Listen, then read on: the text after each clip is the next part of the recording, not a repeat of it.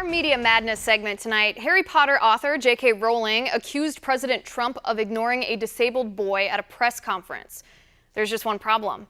It never happened. In fact, President Trump spoke to the disabled boy before he spoke to anybody else.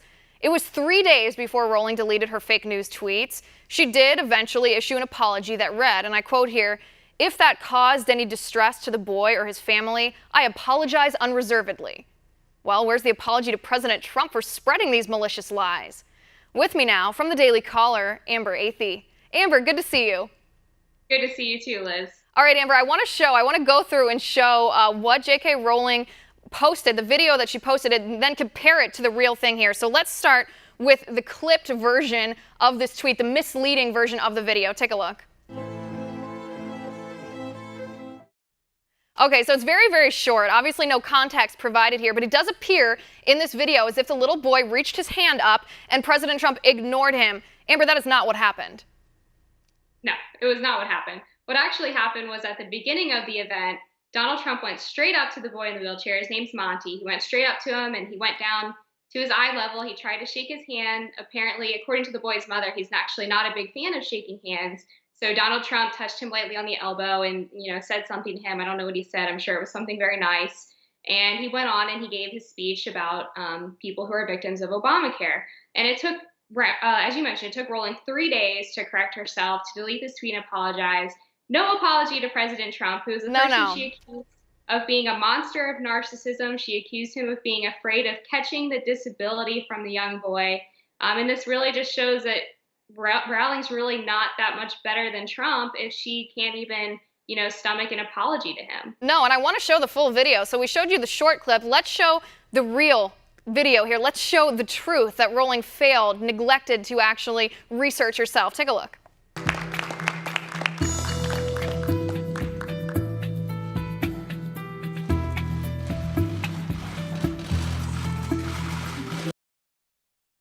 Amber, the funny thing to me about this story is it doesn't require a ton of research to see the truth. If you see this little snip of the video and you think, oh, that's horrible, he ignored his disabled child here, all you have to do is Google it to find the real video. And she didn't even do that.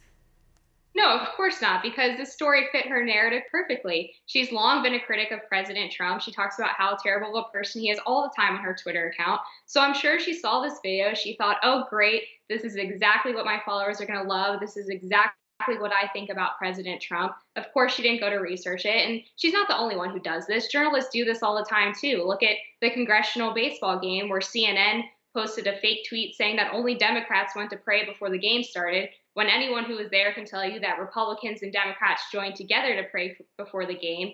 And then you had people saying that the dress code for the speaker's lobby was a sign of Paul Ryan being a misogynist who didn't want women to wear sleeveless dresses. But that policy had been in place all throughout Nancy Pelosi's tenure as speaker as well. So people will latch on to anything that furthers to their narrative. And in this case, the narrative is that anyone who disagrees with me politically is just a bad person. Right. And you know what this shows to me, more even than journalistic irresponsibility? It shows to me that these people as individuals are immature. I mean, they would rather be guided by their emotions. They'd rather say, listen, I've decided I don't like Donald Trump, so every little thing he does must be evil, rather than saying, listen, even though I don't agree with his policies, he's not necessarily a horrible person to every single individual that he runs across. It's just immaturity. They're acting like spoiled brats.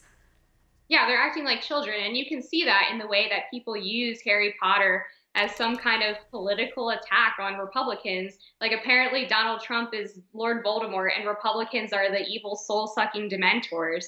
I mean, it's just something that an elementary school person would say. Right, and I want to show on the screen, too, how long this took for J.K. Rowling to correct herself. Now, we know she researched this as soon as she was called out on it. There were many prominent people who notified her that she wasn't correct. This happened originally. She made this original post on Friday. It took her until Monday to delete those tweets. It had something like 50 or 60,000 retweets and likes on Twitter. That means a lot of people saw it. That's a lot of impressions that it made on different people who may not, again, have researched it for themselves. But then Amber, she apologized to the boy and his family for causing any distress. Where is her apology to the president? This is a pretty malicious lie to accuse him of. Right. She didn't apologize to the president. And I'm not really surprised that she didn't, because chances are she already thought all of these things about President Trump before she saw this video. So this video probably didn't really change her mind that much, and the new video didn't change her mind either. She still probably thinks that Donald Trump hates disabled people and is evil. So I'm really not surprised that there's not an apology. At the very least, I would expect her to apologize to her 11.4 million followers that she deliberately misled for 3 days. A lot of them are her fans. A lot of them probably greatly respect and admire her, and they deserve better than for her to lie to them. You're right. You're absolutely right. Hopefully she comes to that conclusion sooner rather than later. Hopefully she grows up to do that. One last thing before we go. Imagine the reaction, just for a second, if this had happened in reverse. If this were a conservative, ultra-rich, famous author who'd made a similar allegation against President Obama that turned out to be not only malicious, but false and malicious. Imagine that reaction. Oh, that person would never sell a book again. Never. Not even a single book. Amber, thank you so much for coming on the show. It's always great to talk to you.